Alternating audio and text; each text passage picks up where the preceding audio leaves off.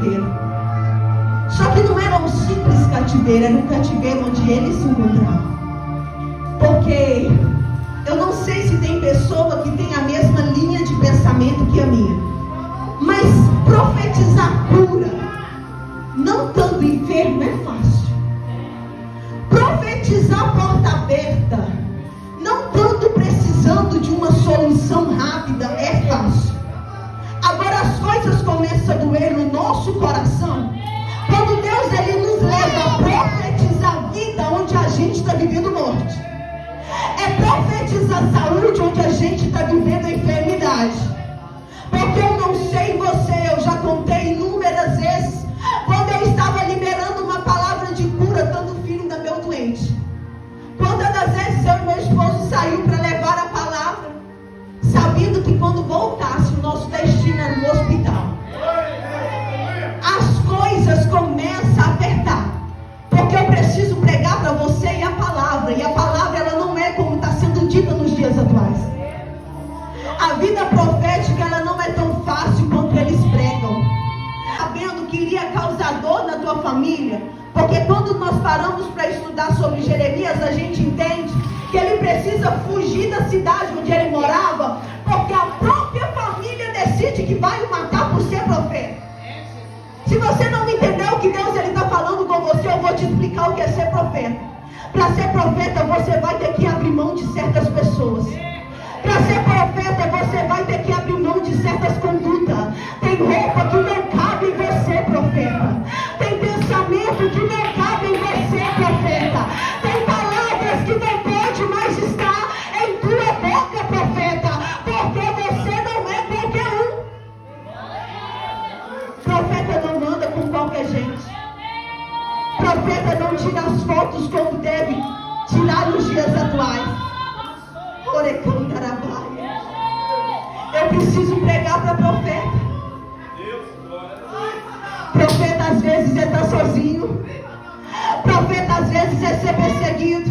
E não é ser perseguido por quem não te conhece, é pelos de casa, é pelos de dentro, é pelos que assentam na mesa. Só que eu vim pregar para gente que não tem identidade maleável. Não é uma perseguição que vai te parar. Não é um vendaval que vai mudar o propósito a qual que Deus te chamou. Porque Deus te chamou como um profeta. E eu começo a perceber que às vezes profeta sofre aquilo que não é para sofrer. A minha Bíblia vai dizer sobre uma mulher chamada Noemi. E é engraçado que Deus ele tinha um propósito sobre a vida dela e a vida de Ruth. Só que ela precisa de voltar pelo mesmo caminho que ela passou, achando que seria a solução. Você sabe que que Noemi, ela sai de Belém para ir para Moabe. Só que em Moabe dá tudo errado. Porque às vezes a gente está saindo do lugar onde não é para sair, achando que vai dar certo. Só que Deus ele permite que um vento venha e gente morra, para a gente entender que profeta ele não pode sair sem a ordenança de Deus. Eu quero abrir um parêntese para pregar para algumas pessoas que acham que sair da igreja é solução para problema. Não é. Cuidado que em Moabe é terra de morte. E lá onde você está achando que é a solução, oracanda da baia, do teu problema vai vir consequências graves. Porque é no mesmo caminho que ela anda, feliz e saltitante, ela volta de braço dado com Noemi.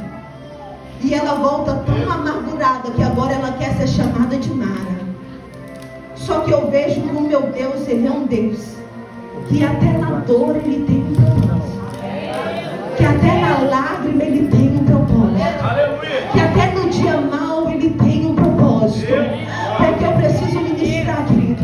Deus ele está levantando um exército de pessoas que em meio à dor, que em meio à perca, irão dizer como Jó. Como foi que Jó dizia, missionária Isabel? Livro de Jó, capítulo 42. Ele vai olhar para o céu e vai dizer o seguinte: com ouvidos eu te ouvia, Porque tem vezes que Satanás ele vem tão forte que ele acha que o que ele vai fazer vai nos paralisar. Só que se tem uma coisa que eu tenho muito percebido, e às vezes quando o vento sopra, eu costumo até dizer com o meu esposo, eu sei que ele me odeia, porque eu prego bem direto e eu não me importo dele escutar. Até aquilo que ele faz para nos atingir vem ao nosso favor. Porque é a minha Bíblia que diz que todas as coisas cooperam para o bem. Então deixa Satanás trabalhar contra, porque aquilo que ele trabalha contra te leva para o propósito que Deus quer te usar. Você quer Bíblia? Eu te dou Bíblia. Joquebed vai lançar Moisés no Rio Nilo. E o Nilo é conhecido por ter, então ela é muito ampla. E eu fico imaginando muitas das vezes a afeição do nosso Deus e a afeição de Satanás com alguma situação.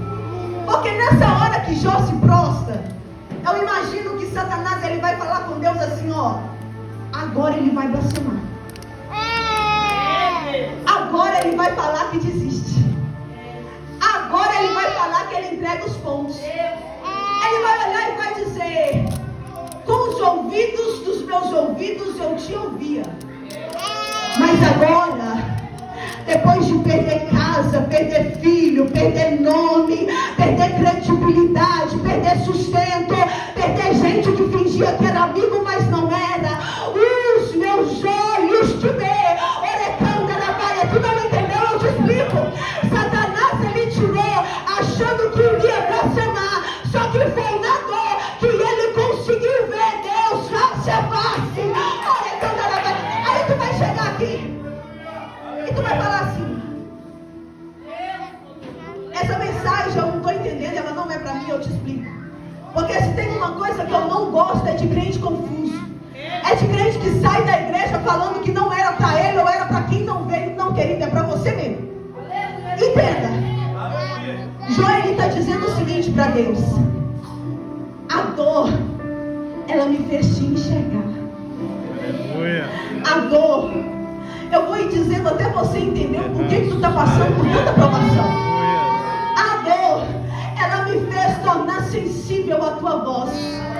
A dor, ela me fez ter compromisso com a palavra.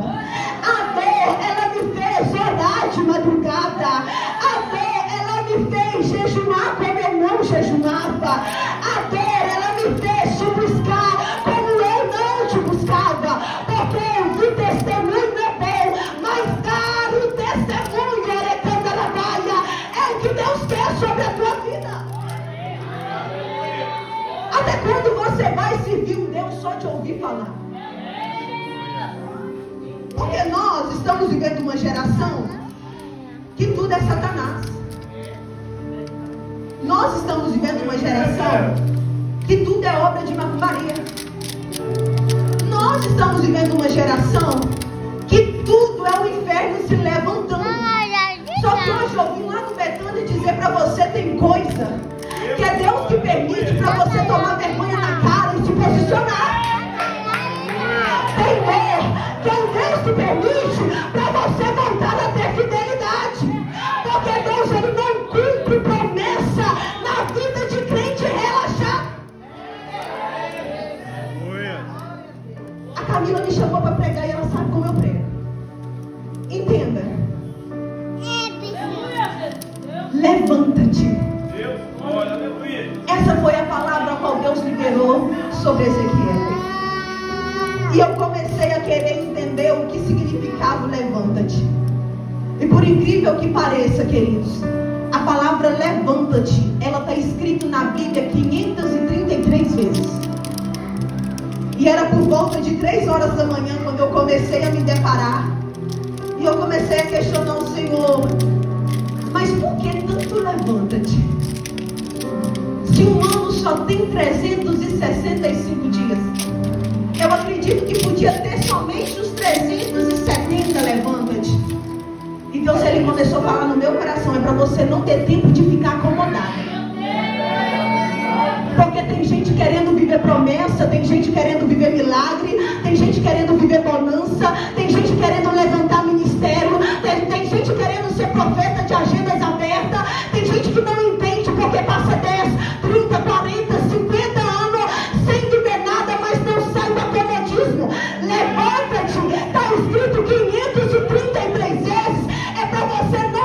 tempo de falar: ah, Senhor, eu estou cansada.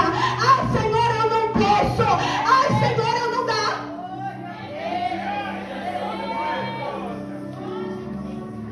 Se a palavra ela não te confronta, não é palavra. Se a palavra não te faz rever os teus conceitos, não é palavra. Se a palavra não te faz querer mudar de vida, não é palavra. E eu estou pregando para gente que está achando que pode viver a banho-maria com Deus, não. Levanta-te. Levanta-te, porque hoje você vai ouvir a voz de Deus. Levanta-te, porque hoje Deus está despertando o crente aqui. Levanta-te, porque você não vai sair deste aniversário do mesmo jeito. Levanta-te, porque não dá tempo mais de ter desculpa. Tu entende que no livro de João, capítulo 4, o meu Jesus, ele vai estar na terra. Eu vou dar 3 exemplos para você. Agar, ela está no deserto e um anjo vai dizer para ela: levanta-te. Porque no contexto da história, Agar, ela deixa a criança a um tiro de arco de flecha. E ela se assenta para não ver ele morrer. Só que a Bíblia vai dizer que o anjo, ele ouve o choro da criança. E ele decide ir no deserto para mandar Agar se levantar. Agar, se levanta, porque do teu lado tem um poço pronto. Agar, se levanta, porque deserto é onde forma profeta. Agar, se levanta, porque se tu está achando que a tua história acabou nesse deserto que tu está enfrentando, não acabou não. Agar, se levanta, que a tua visão ela está embaçada, que a providência ela está na tua frente, e tu está parando para ver o que está acontecendo na vida da irmã que está prosperando. Agar, se levanta, porque a tua oração já foi ouvida faz tempo, e você está deixando o seu menino distante para morrer. Aí vão me dizer o seguinte: você não sabe o meu deserto. Você não sabe como eu estou aqui. Você não sabe o que eu passei para chegar aqui e missionar. E eu preciso te dizer que eu não quero nem saber. Porque aquele que te conhece, ele te trouxe aqui para poder dizer. Se tu está achando que não vai sair desse deserto, não tem problema não. Eu conheço um Deus que faz festa no deserto do filho dele. Porque tem crente que é turrão e acha que vai viver o deserto todo, então fique nele, querido. Porque eu vi o João Batista pregar no deserto. Vai que tu é um profeta que vai ser o que clama no deserto nos últimos dias. Ah, tu não está entendendo não. Agar, ela deixou a criança a um tiro de arco de flecha. Quando tu para pesquisar, um tiro de arco de flecha, ele tem uma distância de 100 metros. Só que é engraçado que no final de Gênesis 21 vai dizer o seguinte: e Agar e Ismael cresceram no deserto. E o menino virou arqueiro. Você sabe o que significa isso? Ela deixou ele em uma distância de um tiro de flecha para morrer. Só que Deus, ele olhou do céu e falou assim: eu costumo fazer decreto que os homens assinam de morte, se transformar em experiência, em testemunho de vida. Porque a mãe disse que um tiro de arco de flecha, ela viu o garoto morrer. Só que Deus do céu falou: esse garoto vai virar um flecheiro através daquilo que a mãe profetizou, e ele vai ser bem sucedido no deserto, porque eu nem vou tirar ele de lá para poder fazer o nome dele ser grande. Oracandarabáia. Eu estou pregando para gente que até achou que iria morrer nesse deserto. Só que Deus, ele está dizendo: é nesse deserto que eu vou te dar experiências que outras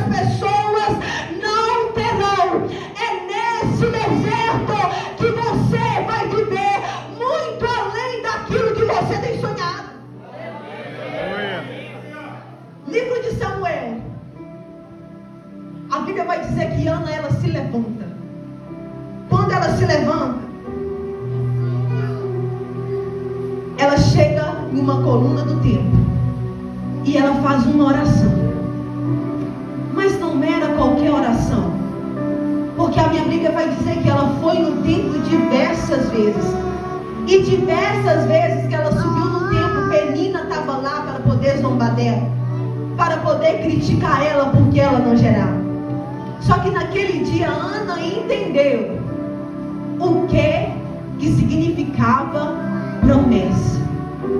E talvez você entrou aqui não entendendo o que significa promessa, mas eu vou te explicar. Aquela oração que Ana fez, ela fez entendendo que se o filho não fosse para o reino, ele não seria promessa. Aleluia. Porque tem gente achando que promessa vai acontecer para o mundo terreno. Não é promessa. Aleluia. Porque tem gente achando que Deus vai dar um carro novo para poder luxar. Não é promessa. Porque tem gente achando que Deus ele vai mudar a condição de vida para poder pisar nos outros que gera. Não é promessa. Eu preciso te explicar uma coisa. Se a promessa não é para o reino, não é promessa, é sonho. Agora, se tu começa a entregar a tua promessa para o reino, Senhor, eu até quero um carro, mas eu quero para carregar aqueles que vão a pé para a igreja. Senhor, eu até quero ter uma condição, mas eu quero para ser um dizimista fiel. Porque tem gente, eu não sei porque que Deus está me mandando dizer, mas eu vou dizer, que acha que Deus ele vai mudar a condição financeira, sendo que ele não é dizimista nem ofertante do pouco que tem. Se a promessa não é para o reino, não é promessa. A partir do momento que ela entrega o filho para o reino, é teu. Ela gera. E eu preciso dizer para algumas Anas que estão de cabeça baixa aqui: se levanta. Se levanta, você sabe por quê? Deixa a Penina zombar. Porque na nossa vida sempre vai ser assim. Quem gera primeiro, muitas das vezes critica aquele que não gera. Quem cresce, muitas das vezes quer pisar naquele que não cresceu ainda. Só que eu tenho um recadinho de Deus para a sua vida nessa noite. Deixa quem quiser gerar primeiro gerar. Deixa os caluniadores falar. Deixa aqueles que querem zombar, zombar. Você sabe por que o que eu aprendo na Bíblia Sagrada? É que nós nos preocupamos em tirar da mesa quem Deus não mandou tirar. É que nós nos preocupamos com o que o Judas está fazendo. Nós nos preocupamos. Penina pensa, tu não vai viver milagre. Levanta, Ana. Levanta, Ana, porque Deus está falando com você nessa noite. A minha Bíblia vai dizer que Débora, ela vai se levantar para ir em uma batalha com Baraque. Mas não era qualquer batalha que Débora estava indo. A Bíblia vai dizer que ela vai sair do lugar onde ela julgava. Ela vai descer com Baraque e ela vai explicar para ele: eu estou indo, mas essa vitória, ela não vai ser minha e ela não vai ser sua. Ela vai ser de outra mulher. Eu sei que o culto é de mulheres, e eu preciso pregar para vocês nessa noite. Porque quando Débora se levantou, ela se levantou para nos ensinar. Porque muitas das vezes a gente quer estar em frente de batalha e ganhar título dela. Muitas das vezes a gente quer estar na frente do ministério e ganhar o título dele. Muitas das vezes a gente não quer deixar outras pessoas crescerem e outras pessoas ganharem batalhas. Só que Débora, ela está descendo e dando a certeza para Baraque: a cabeça do inimigo não é nossa, e é de alguém que nem está entre nós. Porque Jael, ela está lá quietinha na tenda dela. Jael, eu acredito que ela é dessas irmãzinhas que chega e fica quietinha no canto. Ninguém ouve a voz. Quem olha fala assim: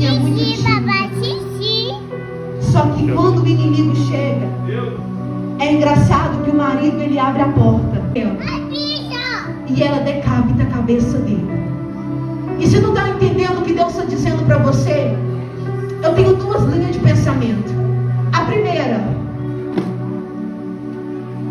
se tu não aprender a deixar a gente ter vitória nas batalhas, tu não vai ser profeta. Se tu não aprender a deixar a gente ter título do seu lado, tu não vai ser profeta. Porque eu começo a aprender que profeta que é profeta e que tem identidade, ele não preocupa em matar ninguém que está do lado, porque ele sabe para que foi chamado. Ele sabe para que foi escolhido. Ele sabe que a seara é grande, que pouco é o cefeiro.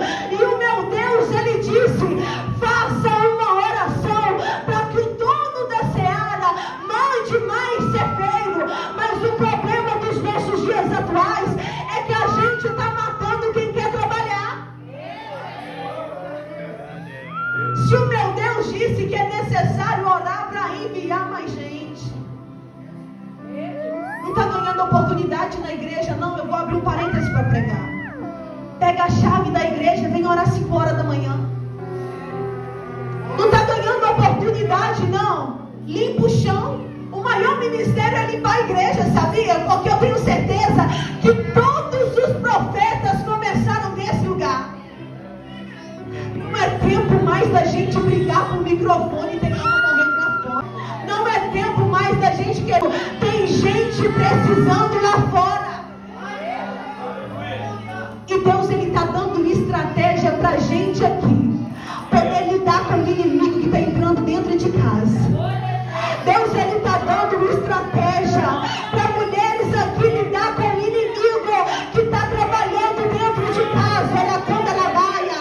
Deus, ele está dando autoridade para mulheres aqui ganharem a batalha de inimigos que estão entrando dentro de casa.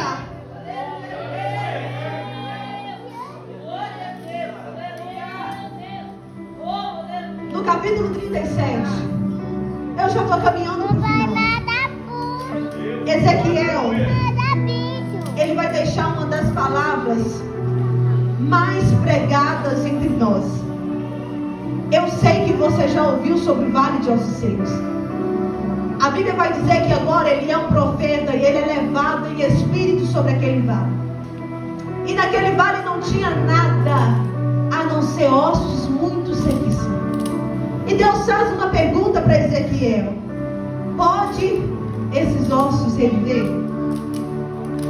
E ele vai dizer apenas uma coisa: Senhor, tu sabes. Só que antes dele profetizar, Ezequiel, ele vai me ensinar algo que eu preciso aprender sobre vida profética. Antes de eu profetizar, eu ando em volta para observar o cenário. Você sabe por quê? Não é em todo ambiente que profeta. Não é todo ambiente que vai caber a sua voz chegar. O meu coração ele dói porque nos últimos dias, eu e meu esposo, como pastores auxiliar, nós temos deparado com tantos profetas que estão morrendo, porque entraram em vales e não observaram qual cenário era. Entraram em vales porque foram convidados, porque foram levados, ou porque foram só para ver mesmo, mas não aprendeu o que Ezequiel aprendeu no capítulo 37. Porque a minha Bíblia vai dizer que antes de qualquer coisa ele anda em volta. E o que eu estou pregando aqui é uma experiência para você carregar para o resto da tua vida. Antes de você abrir a boca para falar qualquer coisa, veja qual cenário você se encontra. Porque tem lugar que nem a boca você deve abrir. Porque a Bíblia vai dizer o seguinte, que Deus fala com ele: profetiza sobre esses ossos. Aleluia. E você sabe o que eu aprendi alguns dias atrás? Deus, ele não mandou Ezequiel pegar osso nenhum. Deus, ele não mandou Ezequiel abraçar osso nenhum. Deus, ele não mandou Ezequiel ser amigo de osso nenhum. Deus, ele não mandou Ezequiel entrar na casa de osso nenhum. Porque você consegue conjecturar que os ossos estavam sequíssimos. E se Ezequiel fosse daqueles profetas desobedientes e tivesse colocado a mão, viraria pó? Você sabe por que tem gente morrendo nos dias atuais? É porque ao invés de usar a boca para profetizar, está colocando a mão onde não deve. Você sabe por que tem gente morrendo? Porque Deus apenas diz, libera a palavra, mas eu quero entrar para o círculo de amizade. Deus, ele apenas diz, eu te chamei como um profeta. Eu não te chamei para abraçar nem dar beijinho, não. Eu não te chamei para sentar em mesa, não. Eu te chamei como um profeta. E cá entre nós há uma grande diferença nisso. Algumas semanas atrás eu fui ministrar em uma igreja de uma pastora que gostaria muito de ser amiga minha. Só que no final do culto ela veio me abraçar. E ela queria que eu dissesse algo para ela. E Deus havia me dito desde a madrugada que eu precisava de explicar para ela uma situação. Às vezes Deus vai te chamar para confrontar com uma palavra, não para consolar ninguém. Às vezes Deus vai te levar em certos ambientes que você vai ter que dizer: se tu não abandonar essa pornografia, tu vai morrer. Se tu não abandonar essa vaidade, tu vai morrer. Se tu não abandonar esse jugo desigual, tu vai morrer. Às vezes, mulheres, Deus vai te levar em certos lugares que você vai ter que dizer: Deus, ele não quebra princípio para poder fazer casamento de ninguém. E isso é ser profeta. Vida profética não é tirar foto de status, querida, é carregar a palavra. E eu preciso te dizer o que já foi cantado. O ser profeta às vezes vai nos colocar em fornalha. Às vezes vai nos fazer ser bloqueado. Às vezes vai nos fazer ser expulso. Às vezes vai nos fazer não ser abraçado. Mas não tem problema. Eu ainda escolho ser profeta. Eu ainda escolho ser profeta. Eu ainda escolho me colocar de pé e dizer: a minha geração de profeta vai contra a vaidade. A minha geração de profeta vai contra o homossexualismo. A minha geração de profeta vai contra o jugo desigual. E não tem problema quem não goste. Deus, ele dá responsabilidade quando ele chama. Se Deus, ele te chamou como profeta, não te preocupe, ele te responsabiliza. Ele cuida. Porque a minha Bíblia vai dizer que Estevão, ele era tão profeta que ele está dando um sermão que ninguém conseguia falar contra, porque ele tinha Bíblia. E de repente ele vai olhar para o céu e vai dizer: eis que vejo o céu aberto. Mas o problema de ser profeta é que às vezes a gente vai ver o que ninguém vê. E por a gente ver o que ninguém vê, as pedras vão estar na mão. Porque quem não vê sempre vai querer matar quem vê. Quem não tem unção sempre vai querer matar quem tem unção.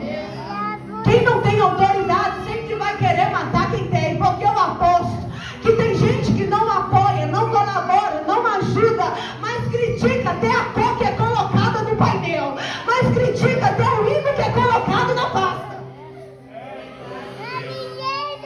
Quem não vê sempre está com as pedras prontas. Só que Estevão, ele vai morrer me ensinando. Enquanto eu estou olhando para o céu, eu não vejo pedra. Enquanto eu estou olhando para o céu,